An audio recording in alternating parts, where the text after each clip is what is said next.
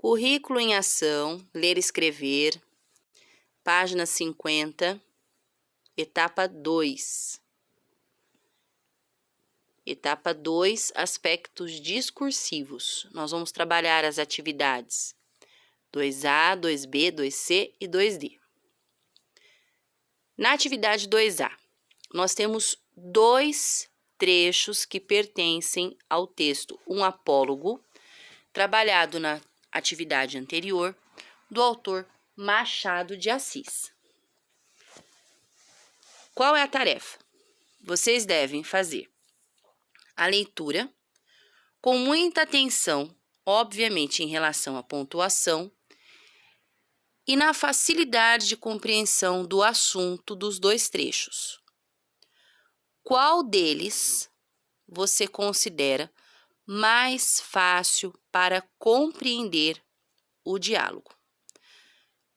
Pensando que no trecho 1 nós temos a fala dos personagens. Nós conseguimos saber quem fala, quem responde, quem pergunta. No 2, nós temos o narrador, que vai reproduzindo essas falas. Então, na questão 2, você vai, com base na sua leitura e na sua compreensão, você vai escrever o que você observou no trecho 1 e o que você observou no trecho 2. Qual deles para você fica mais interessante dentro de um texto? Qual é mais fácil a compreensão em textos que precisam ter o diálogo? É o narrador contando ou é o diálogo já dos próprios personagens? Na questão 3, no trecho 1, você vai falar se é um discurso direto ou indireto, e no trecho 2 a mesma coisa. Será que ele é direto ou será que é um discurso indireto? Faça um X na alternativa que você considera correto. Na questão 4, vou fazer uma adaptação. Você irá definir com suas palavras o que é um discurso direto e o que é um discurso indireto. Na atividade 2B, você fará a leitura de mais um trecho do texto do autor Machado de Assis, trabalhado na aula anterior, só que dessa vez analisando a seguinte questão: as palavras que iniciam o discurso direto. Então, quais são essas palavrinhas que indicam que existe um discurso direto? Na questão 2, você vai escrever com suas palavras o porquê que elas foram usadas. E na questão 3, quais foram as palavras que você encontrou que indicam que é um discurso direto?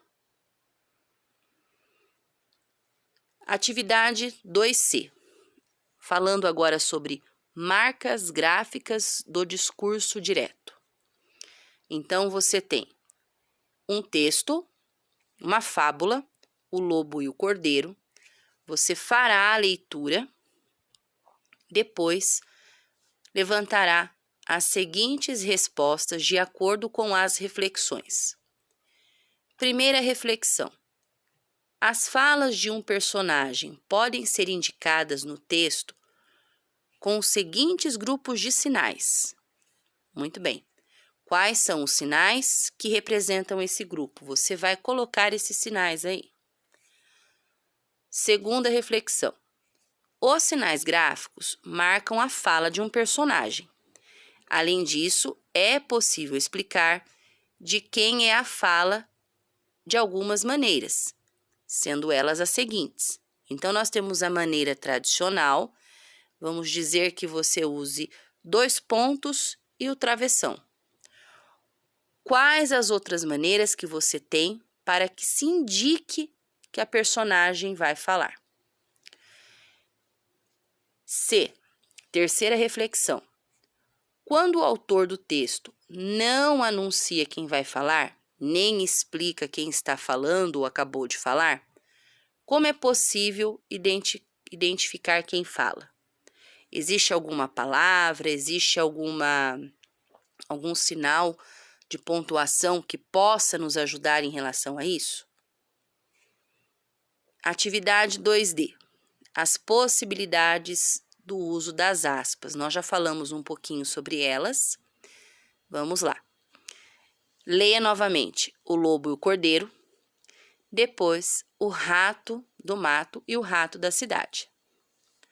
Agora, volte aos textos apresentados e analise. Questão A. De que maneira são usadas as aspas? Registre suas descobertas. B. Ao analisar os dois textos, é possível identificar a possibilidade de uso das aspas? Quais são essas? Na sua leitura, você irá verificar que eu posso ter aspas em um texto e no outro talvez não. Se eu observar isso, será que naquele que não tem é possível eu, de repente, pensar em utilizar essas aspas? O que você acha? Explica nesse espaço que nós temos aí na atividade, na questão B, tá ok? Bom trabalho!